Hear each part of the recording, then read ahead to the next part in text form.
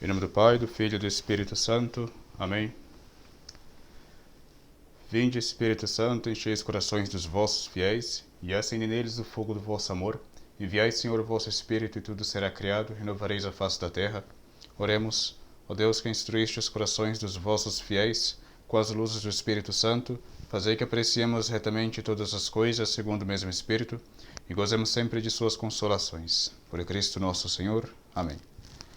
Glória ao Pai, ao Filho e ao Espírito Santo, assim como era no princípio, agora e sempre, e por todos os séculos dos séculos. Amém. Nossa Senhora de Fátima, rogai por nós. São Felipe Neri, rogai por nós. Em nome do Pai, do Filho e do Espírito Santo. Amém. Salve Maria. Bom, hoje daremos continuação, com as aulas de catecismo. Nós já começamos há algum tempo, mas eu tive que parar agora nessas últimas semanas, essas 2 últimas semanas, creio eu, por conta da minha preparação à ordenação sacerdotal, né, que ocorrerá em outubro, se assim for da vontade de Deus. Então, tenho que colocar em dia os estudos, né? Então tem muito conteúdo para repassar, porque um padre que não estuda, ele pode fazer muito dano. Então estou dando prioridade primeiro aos estudos, mas tampouco aqui estou esquecendo das aulas de catecismo. Então hoje retomaremos, creio que essa semana teremos 2 aulas de catecismo, e espero terminar estas aulas até o mês de outubro. Quizá já tenhamos finalizado com estas aulas, né? Mas enfim, nós nas aulas anteriores nós já vimos alguns mandamentos, né? A última aula, se a memória não me falha, seria o 6º e o 9º mandamento, que seria sobre o tema da luxúria, né? Sobre não pecarás contra a castidade, não cometerás atos impuros, né? E não desejarás a mulher do próximo. Assim que tem o mesmo, digamos, está no mesmo gênero de pecado ali, né? Claro, que se faz com a intenção, e o outro que se faz com os atos. Então nós já vimos todos esses mandamentos, né? Até o 6º, vimos o 1º, o 2º, o 3º, né? O 4º, o 6º, o 9º e o 5º, né? E nós veremos hoje o 8º mandamento, né? Logo, a última aula sobre os mandamentos seria, se eu não me engano, o 7º e o 10º mandamento, né? Então seria este o panorama. E depois das aulas sobre os mandamentos da lei de Deus, eu farei uma aula especial, né? Uma aula, digamos, especial no sentido de ser própria, e não estar envolvida com o tema do catecismo, que seria sobre o anticristo, mais ou menos, e o fim dos tempos. Algo para que nós possamos, digamos, nos ubicar neste tema, porque há muita coisa protestante, há muita opinião sobre este tema, especificamente, né? Mas, de fato, eu vi que faltava algo mais profundo sobre isto. Então, eu analisei certos autores antigos, né, com alguns autores, inclusive, modernos, né, que conhecem um pouco do panorama religioso e político. Então, tentarei colocar aqui em síntese o conjunto deste estudo, né? Apenas aquilo que eu vejo que está de acordo com a dogmática da Igreja, né? Em seu tema último, que seria sobre a escatologia, né? Que esteja de acordo com a escatologia católica. Então eu vou ponderar um pouco este tema e fazer uma aula especial justamente sobre esse tema. Mas hoje, como já dissemos, estudaremos sobre o 8º mandamento, né? E o que nos diz especificamente o 8º mandamento? O 8º mandamento, ele nos diz claramente, né, não dirás falso testemunho contra o teu próximo. Nesta terminologia, neste juízo, não dirás falso testemunho contra o teu próximo, nesta ordem, há toda uma explicação, né, há todo um desenvolvimento do qual abrange este gênero, que seria o não dirás falso testemunho contra o teu próximo. Então nós veremos especificamente o que são estas o que está abrangido, né, por este mandamento. Por este mandamento. Pois bem, parece muito evidente, né, o que quer dizer este mandamento. Não dirás falso testemunho contra o teu próximo. Já está, não precisaríamos estudar. Mas não é bem assim, não é tão evidente. Se fosse evidente, nós não veríamos tanto mau uso, né, deste mandamento atualmente, inclusive nos nossos meios católicos. Que há muita falta contra este mandamento. Creio eu que não seria muito por uma intenção objetiva, né, digamos, de não respeitar, não observar este mandamento, mas sim o ato, né, objetivamente contra este mandamento. Então há muitos atos no nosso meio contra este mandamento. E eu vou explicar, né, no decorrer da aula o que são estes atos, o que eu vejo, o que eu posso perceber. Bom, então nós vimos que os mandamentos, geralmente, eles nos proíbem certas coisas, né, tem um preceito negativo, e eles nos ordenam outras coisas, que é o preceito positivo. No 8º mandamento, temos a proibição de levantar falso testemunho contra o próximo, né, ou mesmo de fazer falsas declarações. Perante a um tribunal, e não somente a um tribunal, mas perante mesmo, por exemplo, a uma outra pessoa, né? Então, envolve tudo isso. Vamos supor que não prestar falso testemunho, né, diante de um tribunal, ele está um pouco mais claro o que ele nos ordena fazer, porque no tribunal nós temos que fazer certo juramento, um juramento solene, geralmente, e ali nós estamos, de fato, a serviço da verdade. Pelo menos um cristão, ele deve estar a serviço da verdade. Aliás, toda pessoa deve estar, mas o cristão ele deve estar consciente disso, né? E a verdade que nós servimos, a verdade é nosso Senhor, né? É nosso Senhor. Mas também em um ambiente familiar, né? Um ambiente mesmo de grupos, um ambiente de movimentos, enfim, é um ambiente social, nós devemos ter muita atenção com este mandamento. É o que nós não conseguimos, de fato, observar, né, com delicadeza. Muitas pessoas fazem juízos contra o próximo, né, de uma forma errônea, de uma forma que mesmo não dando-se conta, ou seja, não percebendo, está faltando com a verdade. Faltar com a verdade é faltar com o nosso Senhor, né, que Ele é o caminho, a verdade e a vida. Né, faltar com o nosso Senhor. E nós não queremos faltar com o nosso Senhor. Nós, de fato, estudamos os mandamentos para segui-lo, né, completamente. E é isso que nós queremos. Por isso que aí está a importância de estudarmos, né, o tema do 8º mandamento. Fazendo a pausa aqui, eu estava fazendo esta aula, né? Esta aula agora, e estava usando uma outra câmera, e a memória falhou. Então, assim, chegou na metade da aula, mais ou menos, a memória falhou. Então, se eu cometer alguma imprecisão, justamente pelo excesso da outra aula que eu já tinha feito, mas não consegui concluí-la. Mas, enfim, só para ficar claro. Então, nós já falamos de um mandamento perante um tribunal, perdão, de um testemunho perante o tribunal, do qual nós devemos sempre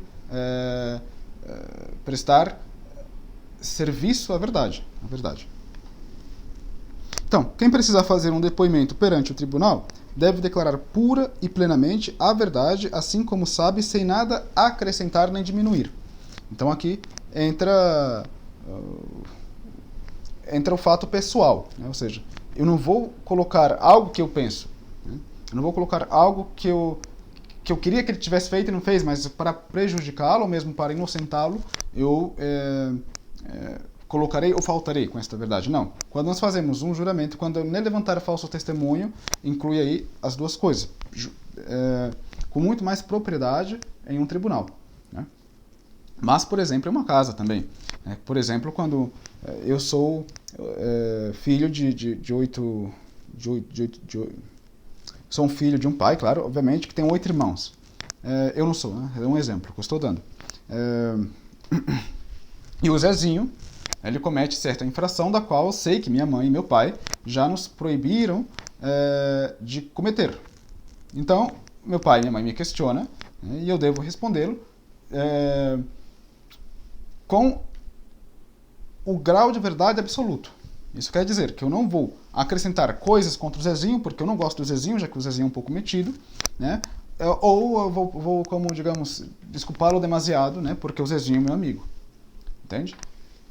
Então nós devemos, quando nós devemos falar a verdade, né? Propriamente para aquela pessoa da qual a verdade é correspondida, né? Então, se um ato corresponde a que meu pai e minha mãe saiba, né, de fato eu devo fazê-lo. Né? Isso é justo. Isso é bom. Então, é um dever grave sempre ser exato nos testemunhos, né, prestados. Lá no 3º Reis, capítulo 21, diz o seguinte: tendo mandado vir 2 homens, filhos do demônio, eles, como homens diabólicos, deram testemunho contra Nabote. Ou seja, um testemunho falso, né? Seria aqui subentendido. Então nós vemos aqui, né, que este pecado, não dirás falso testemunho contra o teu próximo, ele envolve 2 coisas, a verdade e a honra do próximo, né? Então vamos ver quais são os pecados contra a verdade, né? O que seriam os pecados contra a verdade? Então, peca-se contra a verdade, né, por toda espécie de mentira, que é o seu oposto, né, e falsidade. Então, o que quer dizer mentir? Mentir é dizer conscientemente, ou seja, eu devo estar sabendo que eu estou fazendo isto, né, e de propósito é dizer uma mentira conscientemente e de propósito, né, dizer alguma falsidade. Então, aqui entra aquilo que nós sabemos que é o ato deliberado. Ou seja, eu devo estar consciente e querendo fazer esta coisa para que isso seja uma mentira. Ou seja, enquanto uma imputação do ato do qual estou fazendo. Né? Ou seja, enquanto a responsabilidade daquilo. Né? Não a coisa em si mesma. A coisa em si mesma pode ser que eu estou... eu pensei que estava falando a verdade, mas a coisa em si era uma mentira. Né? Mas eu não cometi o ato de mentir porque... eu o disse inconsciente, ou seja, eu não sabia que era mentira, e eu estava convicto de que aquilo era uma verdade, portanto aí é um erro de julgamento próprio, pessoal, né, do qual não se involucra aí o tema da mentira, né, ou seja, não estou mentindo, de fato eu me enganei, é um engano pessoal. Então já não é uma mentira. Mas a partir do momento em que eu sei que é mentira, bom, devo reparar isso. Já nós veremos o que é esta coisa de restituir, né?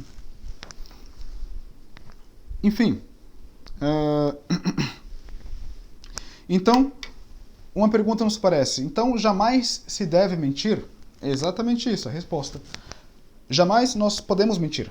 Não tem um momento em nossa vida no qual você pode dizer, não, eu vou mentir. Eu vou mentir porque vai ser bom. Não tem esse momento. Mas, deve ser entendido catolicamente, a gente pode dizer, o que quer dizer isto, né? Então, ok, o princípio é este: nunca se deve mentir nem para utilidade própria, nem para utilidade alheia, e nem por brincadeira, digamos, por gracejo, né? O catecismo diz aqui. Então, lá no livro de Eclesiástico diz o seguinte: a mentira é no homem uma vergonhosa mancha. Então, é condenado já pelas Sagradas Escrituras. A mentira, ela é de fato uma coisa grave, no sentido de ir contra as proposições e mesmo contra a própria natureza de Deus, que é a pura verdade. Então a mentira, segundo a intenção, existe 3 espécies. Então temos a mentira. Já dissemos que para ser mentira é preciso ter a intenção de ser mentira, né? E, segundo esta intenção, existem 3 espécies. Primeiro tem a mentira oficiosa. O que seria a mentira oficiosa? Nome bonito, né? Uma mentira oficiosa para ser mentira. Então, a mentira oficiosa é aquela mentira... Vou dizer quais são as 3. Primeiro, né, tem a mentira oficiosa, a mentira maliciosa, que se diz propriamente a perniciosa, né? Maliciosa ou perniciosa, e a mentira jocosa, que nós veremos o que significam essas 3. Primeiro que eu disse, né, que eu mencionei, seria a mentira oficiosa, né? Perdão, a mentira oficiosa. A mentira oficiosa seria aquela mentira da qual eu faço sem prejudicar uma pessoa, né? Mas eu faço simplesmente para sair-me bem em certa situação. Seria o caso, por exemplo, de estar um menino, né? Eu sou um menino, tenho minha mãe, e eu vou jogar bola, né? E minha mãe pensa que eu estou, pois eu assim deixei, digamos, mostrar-se, minha mãe pensa que eu estou na casa de uma tia. E quando eu regresso da casa dessa tia, minha mãe...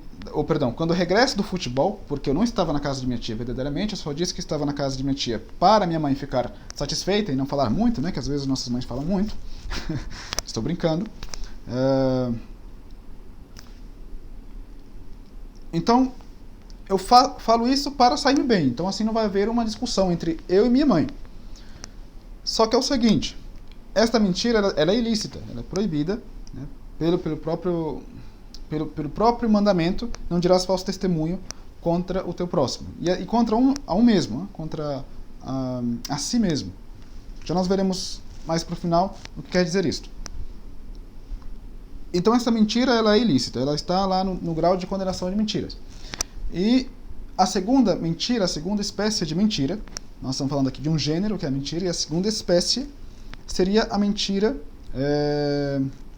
perniciosa ou maliciosa. A mentira perniciosa seria uma mentira da qual eu, sabendo que algo é mentira e com intenção, eu a uso para prejudicar a um próximo, a uma outra pessoa. Então esta é uma mentira mais grave. Esta mentira normalmente é uma mentira que se acompanha com um pecado grave, com um pecado mortal. Há de fazer-se aqui um parênteses, né? E dizer que nós devemos ter muito cuidado mesmo com as pequenas mentiras, porque no nosso meio católico atual, né, por causa da crise ou por causa mesmo das fraquezas humanas, nós vemos que há muitas espécies de mentiras para que nós possamos nos sobressair sobre a outra pessoa, né? Ou, por exemplo, as brigas de grupos, que tem muito, né? Tem muito, infelizmente tem muito, e aqui eu não excluo nenhum âmbito, né? Põe aqui o meu também. Não estou dizendo que eu já menti sobre outro grupo, não lembro de ter feito isso, graças a Deus. Então, mas o que eu estou dizendo é que acontece entre os grupos católicos muito isso, né? Então, por sobressair-se acima de outro, né, eu minto sobre certas condutas de outros, das quais não são verdades. Então, há muito disso. Então, quando alguém mente sobre outros, né, a primeira coisa que nós devemos perguntar é o seguinte: onde está a prova? Se não se tem a prova, né, por quê? Porque a prova cabe àquele que acusa. Se não se tem a prova, não se pode acusar. Somente uma acusação pode ser escutada se tiver uma prova. E a prova deve ser correspondente à natureza da acusação. O que eu quero dizer com isso? Teve um tempo desses, né, que o nosso grupo, por exemplo, foi caluniado, né, não foi nem somente difamado, mas foi caluniado, dizendo que nós não éramos católicos. Né? E depois eu tive que fazer um vídeo, eu apaguei porque eu não gosto de confusão. E também, creio que foi um erro do momento, né, das pessoas, não creio que elas tivessem de fato a intenção de ter feito isso, então eu pelo menos estou em paz em relação a isso, mas para quem sabe do que o problema se refere, não precisa saber exatamente do conteúdo, né? Então, o que aconteceu? Aconteceu que as pessoas escutaram, né, não pediram provas e já saíram julgando. Só que é o seguinte, quando se acusa alguma pessoa, né, deve-se ter uma prova. Por isso tem um princípio que diz que a prova cabe àquele que acusa. Né? A prova cabe àquele que acusa. E, por exemplo, nesta matéria, né, se um grupo é católico ou não é de natureza, é uma acusação de natureza o quê? Canônica. Portanto, quando se tem uma acusação de natureza canônica, de acordo com as leis da Igreja, deve-se provar por A mais B, e por hipótese A e B, ou seja, hipoteticamente, não apenas teoricamente, que a acusação que você faz é correspondente à realidade. Se não tiver uma acusação que seja provadamente correspondente à realidade, não é somente ilícito eu acusar, como é ilícito e pecaminoso escutar, né? E fazer parte das calúnias, das difamações, etc.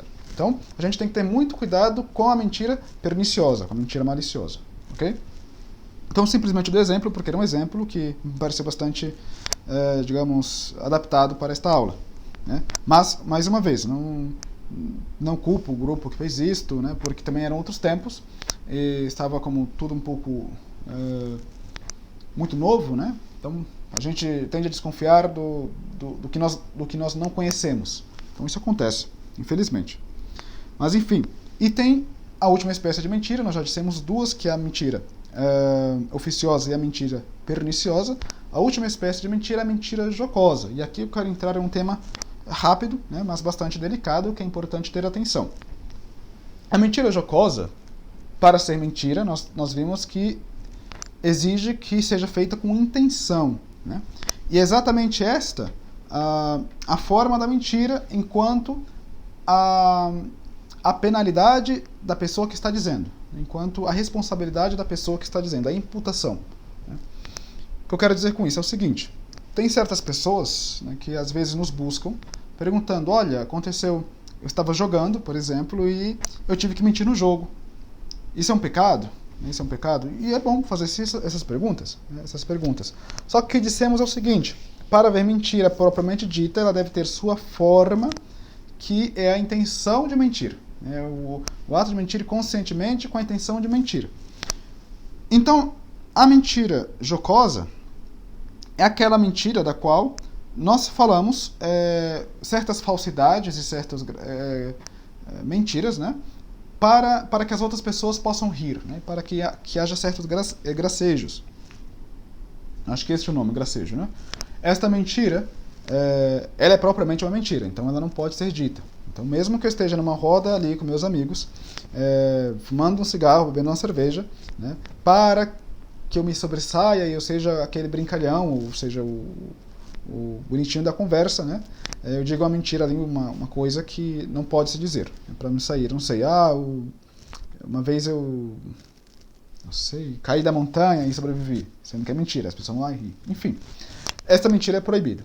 Mas tem uma outra coisa que não é mentira, que se confunde muito com a mentira jocosa, que é, digamos, o seguinte exemplo.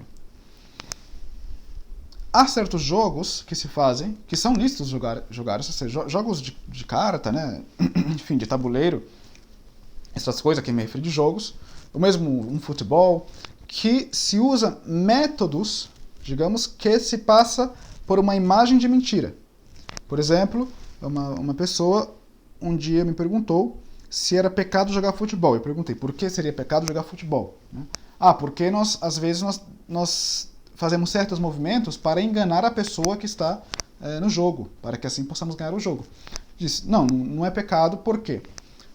E aqui entra o que parece ser a mentira, mas não é. Então, porque eu digo isso para que se evite os escrúpulos, né? Porque sempre há exageros, tanto de um lado como do outro. O lado escrupuloso e o lado que não quer saber de nada, né? Que não está nem aí para as coisas. Então, para quem é escrupuloso, né, deve-se separar bem esta parte. Quando nós estamos num jogo, que as regras ali já estão claras e determinadas, que deve ser daquele modo, por exemplo, eu devo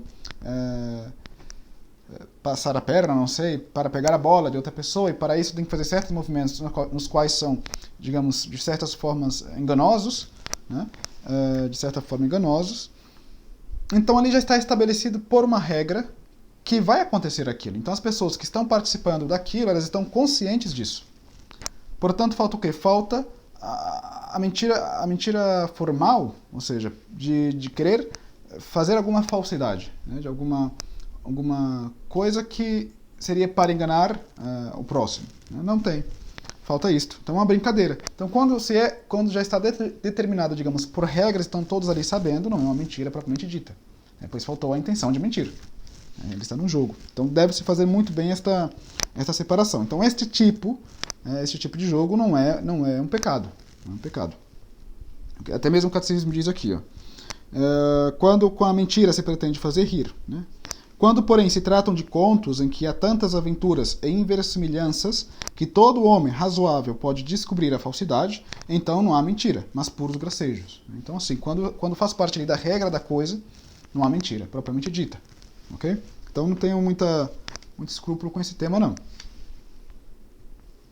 Mas há alguns casos, né, do qual é permitido, às vezes, calar a verdade, né?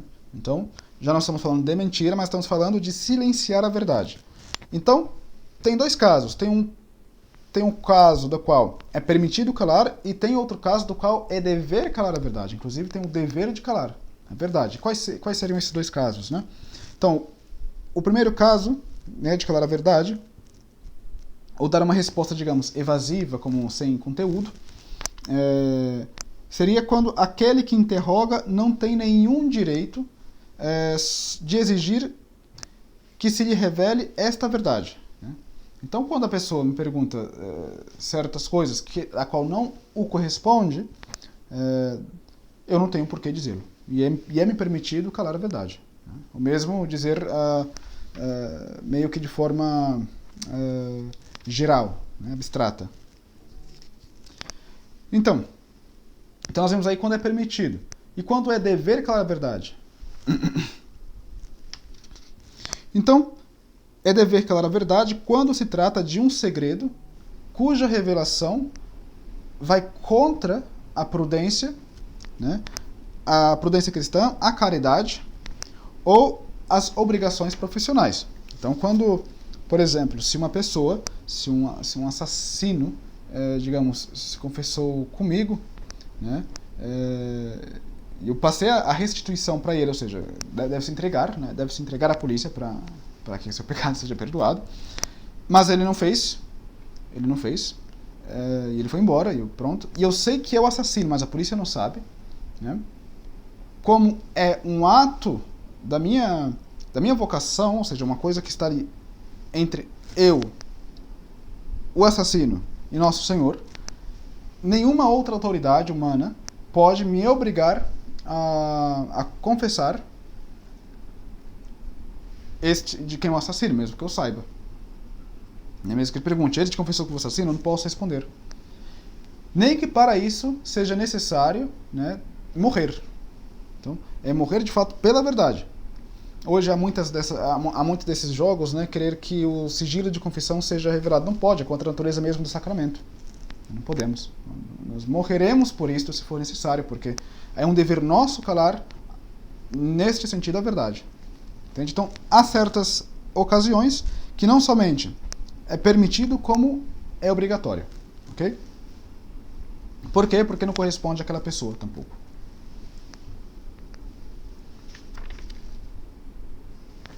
Pois bem, ou também quando, por exemplo, um conteúdo pode levar a certos pecados, né? Não tem por que revelar. Não tem por que revelar porque isso seria contra a prudência, seria contra a própria modéstia cristã. Ok? Então acho que ficou claro aí onde é permitido calar a verdade.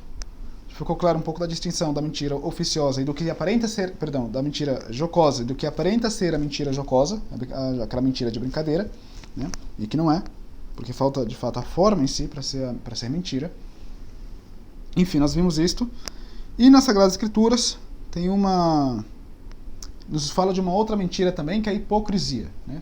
Mostrar que eu sou piedoso, que eu sou piedoso, né, sem sê-lo, ou que eu tenho uma vida, digamos, de santidade sem ter, exteriormente. Então, lá Nosso Senhor, ele condena muito bem os fariseus por causa disso. Ai de vós, escribas e fariseus hipócritas, porque sois semelhantes aos sepulcros branqueados, que por fora parecem formosos aos homens, mas por dentro estão cheios de ossos de mortos e de toda a podridão.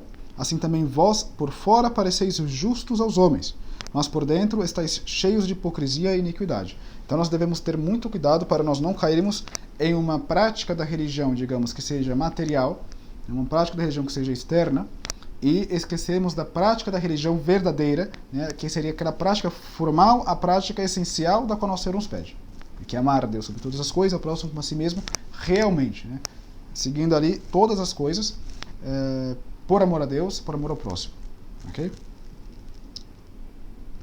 Então, nós falamos aqui, de forma geral, sobre esta mentira, esta falsidade, e veremos agora que é o pecado contra o próximo, né, que envolve o mandamento, pois o mandamento ele nos diz, não levantarás falso testemunho contra o teu próximo.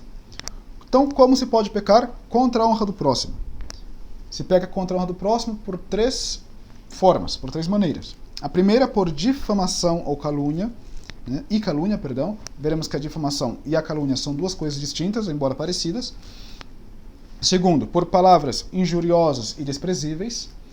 E terceiro, por suspeitas e juízos temerários. Também veremos que há a diferença de suspeita e juízo temerários. Ok? Então, o que quer dizer especificamente a difamação?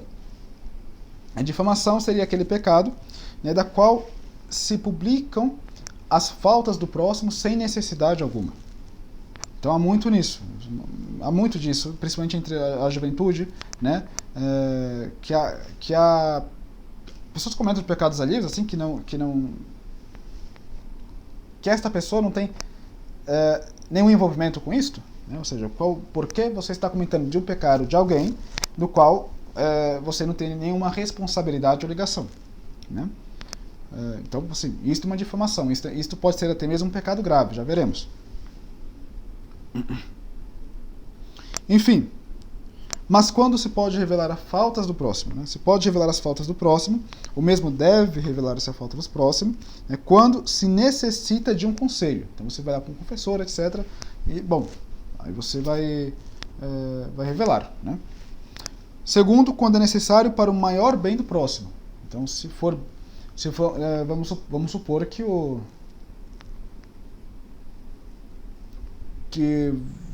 tenho um irmão, né? O meu irmão ele está se drogando todos os dias no quarto. Eu sei que ele está se drogando todos os dias no quarto. Ele está fazendo mal a ele mesmo, né? E minha mãe sabe que... minha mãe já disse para não usar drogas. Então, eu sabendo disto, seria permitido, inclusive, às vezes necessário revelar para minha mãe, porque corresponde, né, à minha mãe, revelar esta coisa do Zezinho, que está se drogando o dia inteiro, para o bem dele. Entendeu? Então, quando há uma apreciação do próximo, se pode fazer isso para a pessoa devida, não para qualquer pessoa. E terceiro, para evitar o mal maior. Então, se eu tenho que escolher entre o mal menor e o mal maior,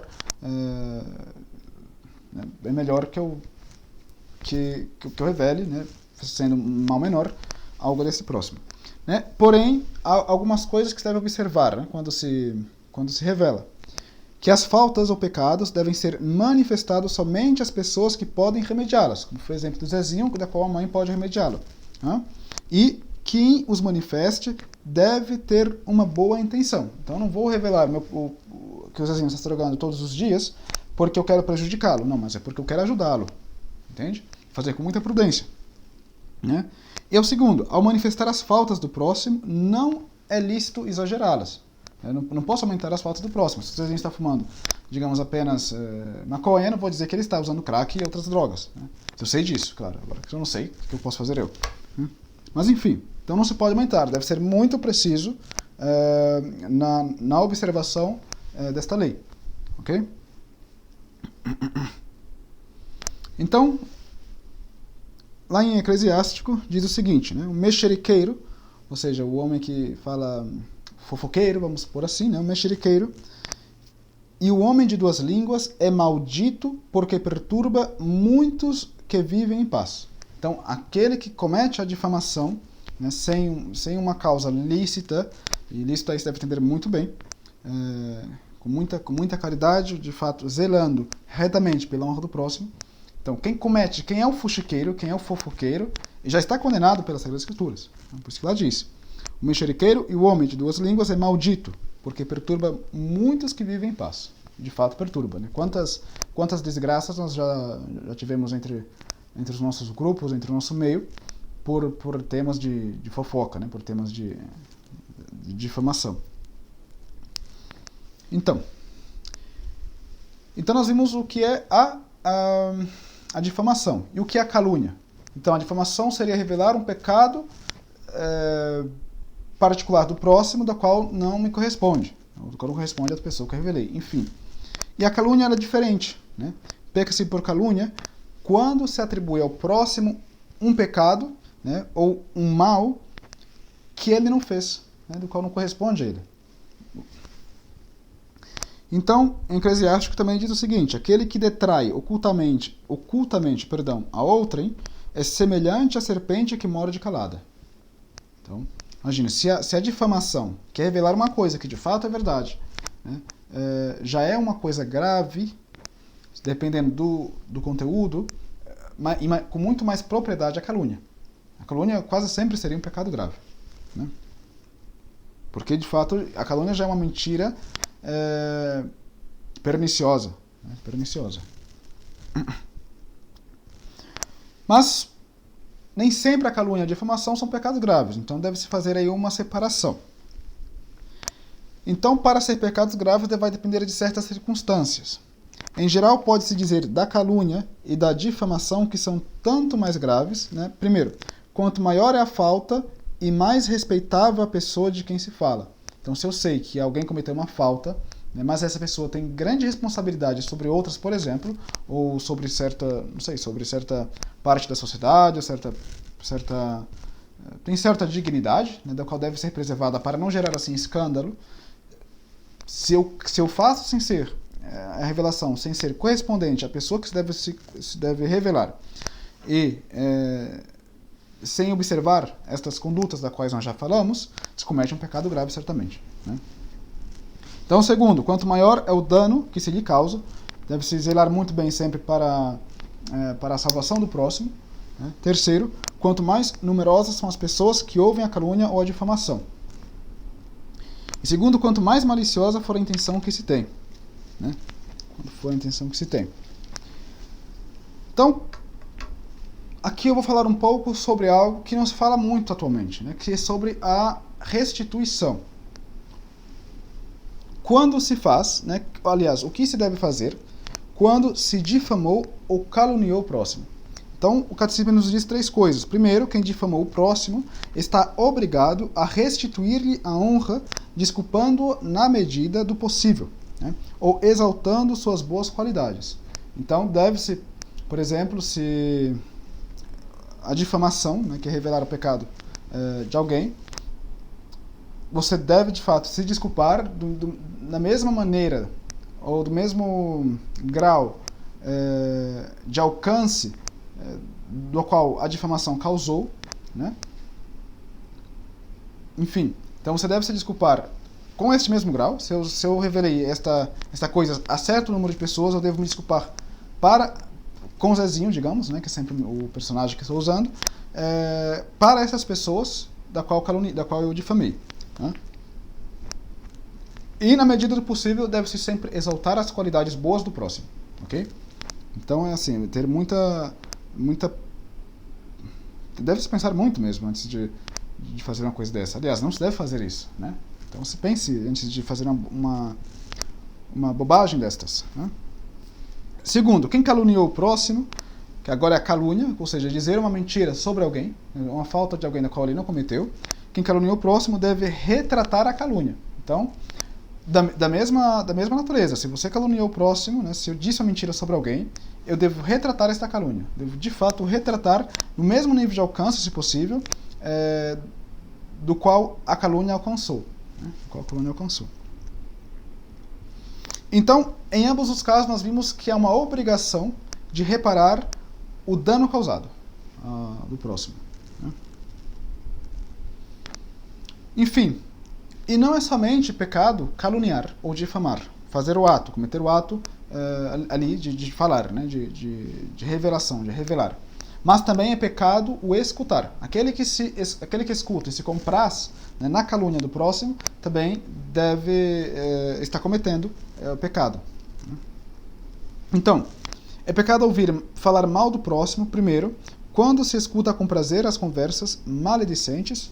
Né? Segundo, quando não se impedem tais conversas, embora se possa impedir facilmente. E terceiro, quando se dá ocasião ou se alimenta a conversação dos murmuradores, né? Por meio de perguntas ou sinais de aprovação. Por isso que lá em Eclesiástico, né, diz o seguinte: cerca os teus ouvidos com espinhos, não escutes a língua má. E no Provérbios 25 diz o seguinte: o vento do aquilão dissipa as chuvas, e o rosto triste a língua maldizente. Então não devemos caluniar. Esse é um pecado difícil de reparar. Né? Difícil de separar. E é tão difícil de separar que tem uma história, estamos no final, para terminar, ver se eu lembro um pouco, de São Felipe Neri, que ele foi escutar a confissão de uma senhora, creio, né? Foi no confessionário de São Felipe Neri, e ela sempre se confessava ali aquele pecado de caluniar e de difamar os vizinhos. Então ela se confessando que difamava, e era uma coisa assim já corrente. E São Felipe Neri era bem conhecido por fazer umas coisas mais didáticas, digamos. Ele era bem didático na forma de ensinar, inclusive na forma de dar penitência, né?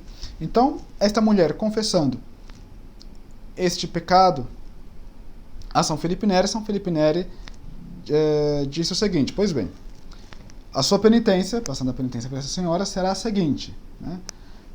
Vai ao mercado, né? Andare al mercato, em italiano deve ser horrível, mas andare al mercato, vai ao mercado e compre uma galinha, né?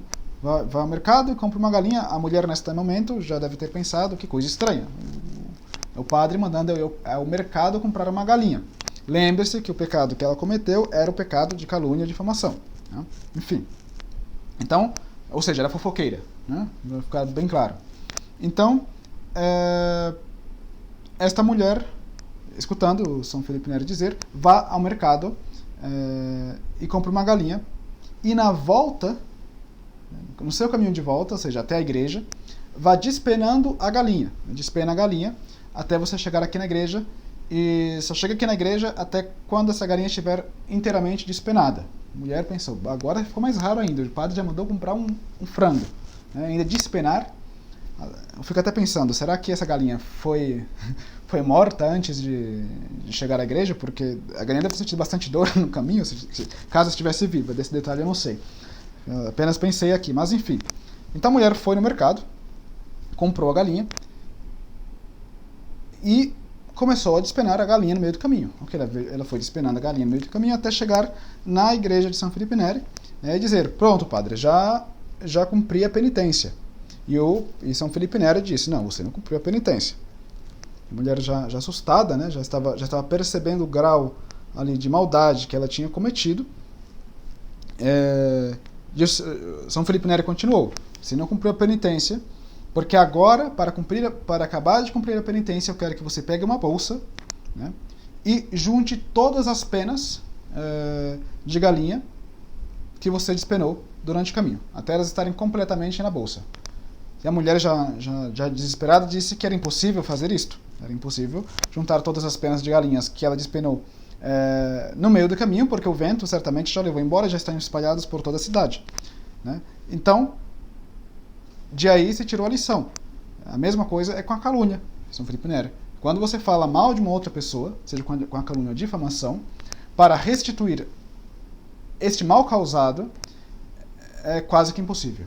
É quase que impossível. É como você querer juntar as penas da galinha, que foi despenada no meio do caminho, né, depois de certo tempo, né?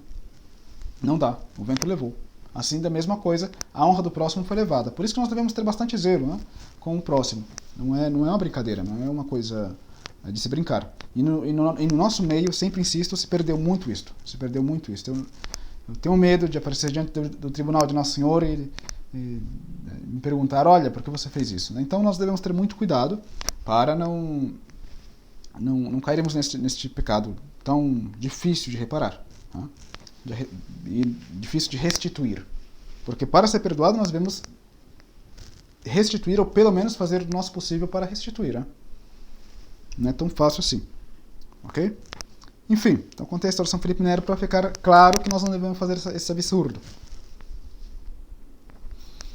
Pois bem, então peca-se, olha isso aqui.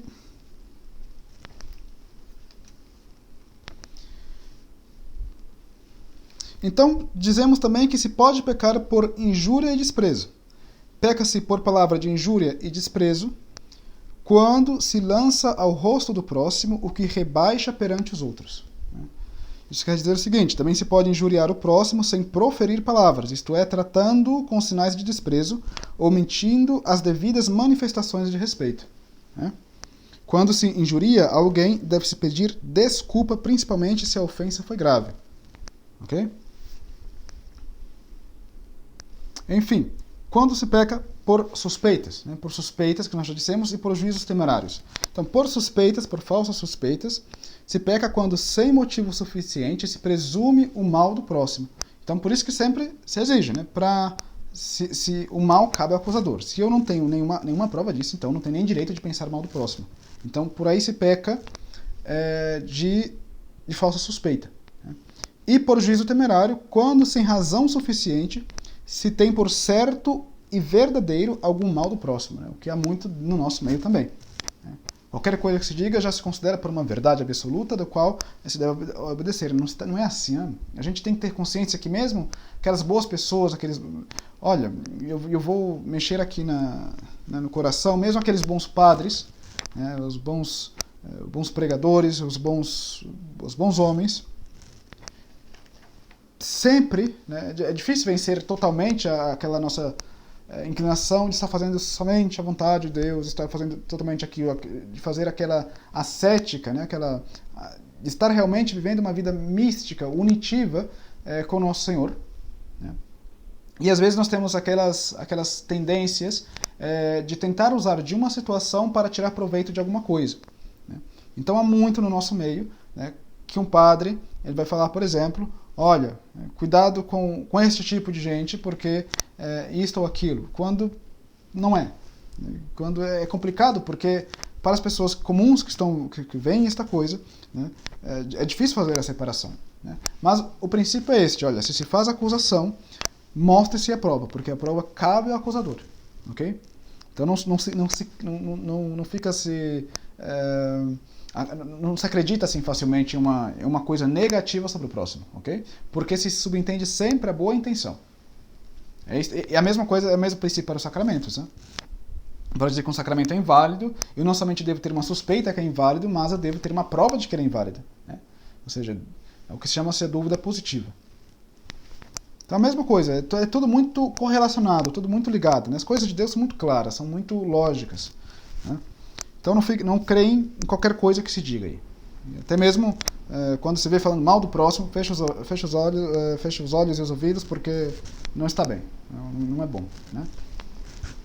E é difícil fazer mesmo uma separação desses atos, até mesmo em nós, né? Até mesmo em nós. Às vezes nós pensamos que estamos fazendo uma coisa boa, mas se não analisamos bem, temos certas intenções das quais não eram para estar ali. Né? Mas é por isso que é importante fazer um trabalho de renovação interior da nossa alma, de nossas intenções, amar o bom porque é bom e porque agrada a Deus, e odiar o mal porque é mal e desagrada a Deus. Ok? Então este é o caminho que nós devemos tomar. Enfim. Mas também nós devemos, aqui se subentende que também devemos zelar por nossa própria honra. Né? E para zelar por nossa própria honra, ou zelar nossa própria honra, devemos zelar a nossa língua. Né? Devemos ter muito cuidado com a nossa língua. Devemos cuidar de nossa própria honra na medida que o exige a honra de Deus, a edificação do próximo e os deveres de nosso Estado. Okay? Então também se deve cuidar da própria honra, porque para cuidar da honra do próximo, devemos cuidar da própria honra. Porque é assim que está o segundo mandamento, o primeiro mandamento, né? Amarás o Senhor teu Deus de todo o coração e ao próximo como a ti mesmo. Então eu amo o próximo do mesmo modo que eu me amo. Mas devemos cuidar de nossa própria honra usando de meios lícitos, né? Principalmente por uma vida virtuosa, e é aí que nós cuidamos da nossa honra, e evitando até mesmo a aparência do mal. Né? Posso muito bem, por exemplo, muitas vezes, por exemplo, em países que são mais puritanos, como é o Brasil, fazer certos atos que são lícitos, né? Para um padre, por exemplo, vou escandalizar muito de vocês também nesse vídeo, ele pode fumar um cigarro, por que não?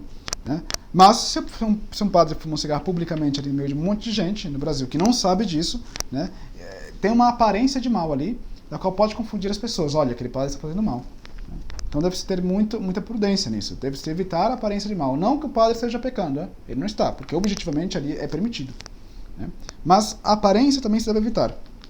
Por isso que lá, em Tessalonicenses, capítulo 5, diz o seguinte, guardai-vos de toda a aparência do mal. Né? a presunção, a vaidade, né, e desprezo dos outros são meios impróprios para proteger o bom nome. Então não se pode presumir em modo negativo, né, ou mesmo, até mesmo, eu presumo, já estou salvo, vou fazer o que eu quiser. Não, não é isso, não pode fazer tampouco. Né? Não se pode, a vaidade também, ou seja, a falsa glória, a vanglória, como se diz, né, propriamente, e desprezar os próximos. Então não pode fazer isso. Mas é através da virtude, né, e da vida cristã que se, digamos, alimenta esta honra própria, né? Esta própria honra própria. Então, através da modéstia e da humildade cristã. Então, para nos preservar dos pecados da língua, nós devemos fazer algumas coisas, né? Falar com reflexão e considerar que teremos de dar contas no dia do juízo de toda palavra ociosa. Então, nós daremos conta no juízo de toda coisa ociosa que nós dissemos, né? Mesmo aquelas que nós não pensamos ser graves, mas que tem certas... que é ociosa, né? que não deveria dizer. E conservar o nosso coração livre de ambições, da inveja, do ódio e de outras paixões desordenadas. Então, lá diz o livro de Provérbios, né? Aquele que guarda a sua boca, guarda a sua alma, porém o que é inconsiderado, no falar sentirá males. Então, nós vimos o que Deus proíbe ali no 8º mandamento e o que nos manda Deus, né, no 8º mandamento. No 8º mandamento, né, não levantarás falso testemunho contra o teu próximo. Deus, ele nos ordena que sejamos sempre sinceros, que dominemos a língua e que cuidemos de nossa própria honra e da do próximo. Né. Lá diz em Tiago, né, capítulo 3, versículo 2, se alguém não peca pela palavra, este, pode-se dizer, é um homem perfeito. Então a palavra tem muito peso na nossa vida, né, na nossa conduta, né, nossa peregrinação ao céu. Ok? Então, esta foi a aula de hoje, né, que eu pensei que ia ser um pouco menor, mas espero ter ficado claro aí os princípios dos quais nós devemos seguir para obedecer a este mandamento, né, que em sua imagem exterior é tão simples como não levantar falso testemunho contra o teu próximo. Mas nós vimos que há toda esta nuance, da qual são lógicas e fáceis de serem seguidas, caso nós conseguimos amar o bom e desprezar o mal, e rejeitar o mal. Então, salve Maria, e até a próxima aula. Que Deus vos abençoe.